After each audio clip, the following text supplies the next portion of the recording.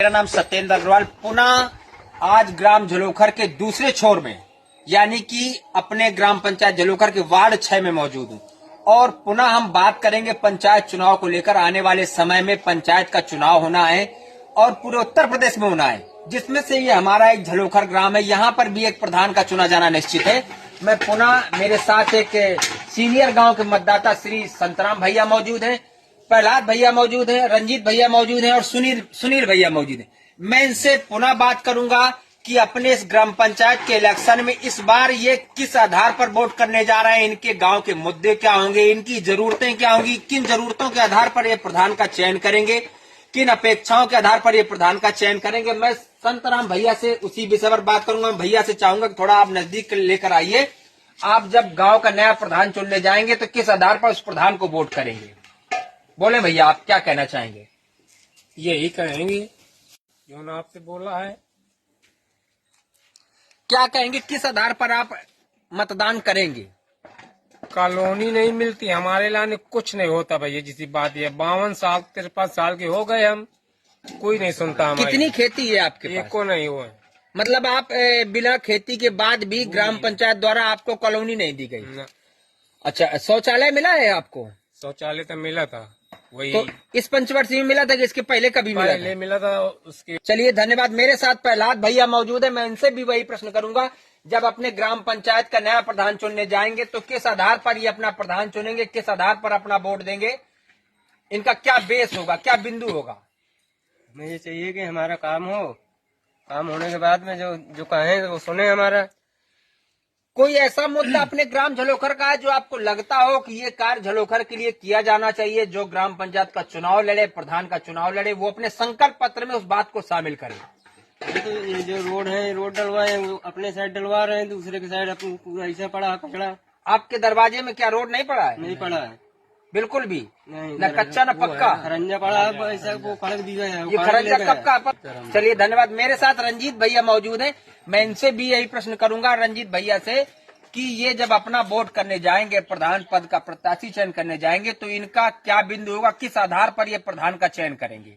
हमें तो ये है कि हमें एकदम युवा नेता चाहिए और सुनने वाला हो, समझने वाला हो, और जो गांव का विकास होना है उसके आधार पे उनको समझना चाहिए कि कहाँ काम होना है, कहाँ नहीं होना है। घूमने फिरने वाला चाहिए, न कि एक जगह जिसने बोल दिया बस उसकी सुन लेते हैं, बस अपने एरिया में काम करते हैं या दूसरे के उसमें सुनते हैं या ले दे के काम करते हैं। ऐसा नहीं होना चाहिए, क्योंकि देखिए ये ग्राम समाज एक बार नहीं आता है, चुनाव हर पंचवर्षीय में ही चेंज होना होता है। अब जैसे कार को लेकर, अब भुवनेश्वरी की कसम, जय मां भुवनेश्वरी मंदिर में जो तालाब है उसकी हर प्रधान ने कसम खा के आज तक में उसमें सुंदरीकरण नहीं करवाया। कोई किसी का मतलब वही नहीं है। अगर थोड़ा इंटरेस्ट ले लेते तो इतना अच्छा पावन हो जाता, इतना बढ़िया धर्म स्थल है वो कि कुछ कहने के लिए ही नहीं। अब लेकिन प्रधान जी हैं तो बस बन गए, तो बस प्रधान जी हैं और कुछ नहीं। तालाब को लेकर क्या अपेक्षा, तालाब के लिए क्या किया जाना चाहिए? वहाँ तालाब का सुंदरीकरण होना चाहिए। लोग 4 लोग आते हैं, जो यात्री आते हैं, उनका अच्छा लगे। क्या लगता है आपको तालाब कब्जा हो गया? तालाब बिल्कुल कब्जा हो गया, बिल्कुल कब्जा हो गया, छोटा हो गया, क्योंकि उसमें कोई ध्यान ही नहीं दे रहा। तो छोटा तो होना ही होना है ना, वो जितना ही नेक्स्ट टाइम जाएगा उतना ही छोटा होएगा। तो आप चाहते हैं कि तालाब के कब्जे को लेकर बात होनी चाहिए, तालाब का जो कब्जा है वो हटाया जाना चाहिए? हटाया जाना चाहिए और सुंदरीकरण बढ़िया से होना चाहिए। और कोई ऐसी अपेक्षा, कोई ऐसा बिंदु जो आपको लगता हो किया जाना चाहिए, जिसको लेकर आपके मन में सोच आती हो कि ये काम युवाओं के लिए, महिलाओं के लिए, गरीबों के लिए, मजदूरों के लिए, किसानों के लिए होना चाहिए? अब यहाँ है, यहाँ पे कोई ना तो फील्ड है, बच्चों के लिए खेलने का कोई अवसर, कोई कुछ नहीं है, बस अपना काम वही देखते हैं। मैं आपकी जानकारी बता दूं कि अपने झलोखर में एक व्यायामशाला है। हाँ, व्यायामशाला लास्ट में। और ये मुझे लगता है जब हमारे बाबा जगन्नाथ गर्ग इस गांव के प्रधान थे तब उनके कार्यकाल में वो बना था, और शायद उस व्यायामशाला के लिए कोई देख रेख नहीं हुई। कोई देख रेख। क्या लगता है आपको, इसको संकल्प पत्र में शामिल किया जाना चाहिए कि शामिल किया इसका विकास किया जाए? ठीक है, हमारे साथ हमारे गांव के बहुत ही होनहार और जागरूक युवा साथी सुनील जी मौजूद हैं। मैं इनसे भी चाहूंगा इनकी क्या अपेक्षा होगी नए ग्राम प्रधान को लेकर, किस तरीके से अपनी बात रखते हैं। सर्वप्रथम तो आपका बहुत बहुत धन्यवाद कि आपने अपने प्रश्न के माध्यम से अपने लोगों की बातों को रखने का एक मौका दिया। मैं कई मुद्दों पर बात करना चाहूंगा कि हमारे गांव के प्रधान को किस तरीके के काम करने चाहिए। सर्वप्रथम हमारे गांव का जो प्रत्याशी हो वो युवा हो, पढ़ा लिखा हो और राजनीति में जानकारी रखता हो, क्योंकि ये गांव के क्षेत्र, गांव के लोग हैं, बहुत से लोग हैं जिनको बेसिक चीजों की जरूरत होती है और बहुत से लोगों को जानकारी नहीं होती है। तो कम से कम ऊपर से उन कामों को लेकर आए गांव के और उन समस्त नागरिकों तक पहुंचाएं जो इसके हकदार हैं। उनको जैसे आवास उपलब्ध कराना, रोजगार उपलब्ध कराना, या नाली हो गई, सड़कें हो गई, बहुत सारे मुद्दे हैं जिन पर काम किया जा सकता है।